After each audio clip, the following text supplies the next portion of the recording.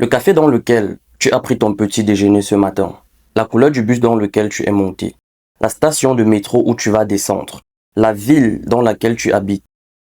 Et si je te disais que tous ces éléments peuvent, dans certaines circonstances, devenir tes données à caractère personnel.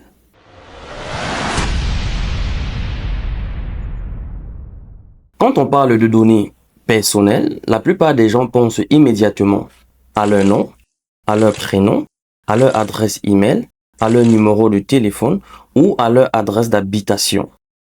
Rien de plus normal. Cependant, une donnée à caractère personnel ne se limite pas à cela. Ton nom permet de t'identifier. Ton numéro de téléphone aussi. C'est vrai. Cependant, qu'en est-il d'une information qui, prise à part, prise dans son contexte seul, ne permet pas de savoir qui tu es? Prenons un exemple simple. Un samedi soir, dans une grande ville comme Paris ou Montréal, une personne âgée se fait voler son sac dans la rue. La police arrive sur les lieux et commence à interroger les témoins. Une jeune dame leur dit « J'ai vu le voleur monter dans une voiture rouge. » Question. Est-ce que cette information, c'est-à-dire une voiture rouge, au premier regard, selon toi, permet vraiment d'identifier le voleur? Maintenant, changeons le contexte. Imaginons la même scène se dérouler dans un petit village de 40 habitants. Et dans ce petit village, une seule personne possède une voiture rouge. Dans ce contexte, selon toi, sans connaître le nom du voleur, sans avoir vu son visage, est-il possible de savoir de qui il s'agit? Et pourtant, la voiture rouge n'a pas changé. Ce qui a changé, c'est le contexte. Alors, j'ai une question pour toi. Est-ce que la voiture rouge est une donnée à caractère personnel? La réponse c'est « ça dépend ».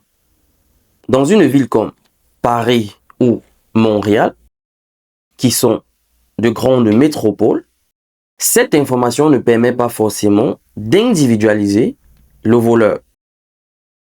Mais, dans ce petit village de 40 habitants, c'est une information qui permet de le distinguer des autres villageois.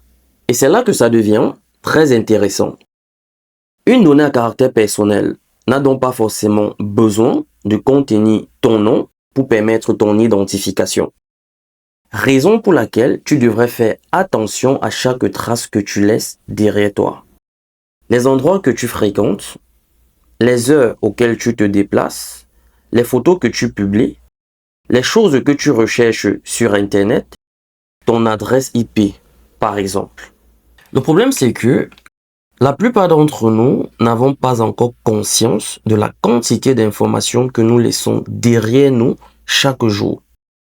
Et surtout, une fois croisées, une fois mises ensemble, ces informations peuvent être utilisées pour nous nuire.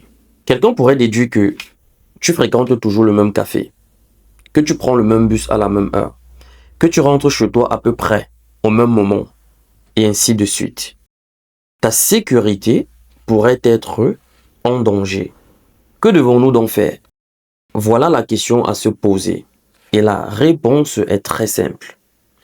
Commençons par prendre conscience de toutes les traces que nous laissons derrière nous, surtout dans ce monde numérique. Avant de publier une photo de ta rue en te disant que ta maison n'apparaît pas, avant d'autoriser une application à déposer des cookies sur ton téléphone, avant de cliquer sur « J'aime » ou sur « J'accepte », pose-toi toujours la question suivante. Est-ce que ces informations pourraient révéler des choses sur moi? Ou alors, qu'est-ce que cette information pourrait révéler sur moi?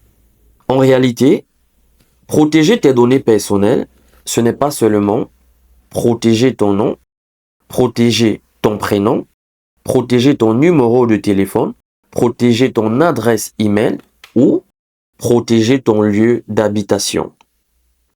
C'est aussi apprendre à faire attention à toutes ces informations banales d'apparence, mais qui, une fois croisées ensemble, peuvent en dire énormément sur toi. À ton avis, comment les entreprises arrivent-elles à te proposer une publicité qui semble parfois correspondre exactement à ce que tu recherches? Comment arrivent-elles à savoir ce qui pourrait t'intéresser? Pose-toi la question.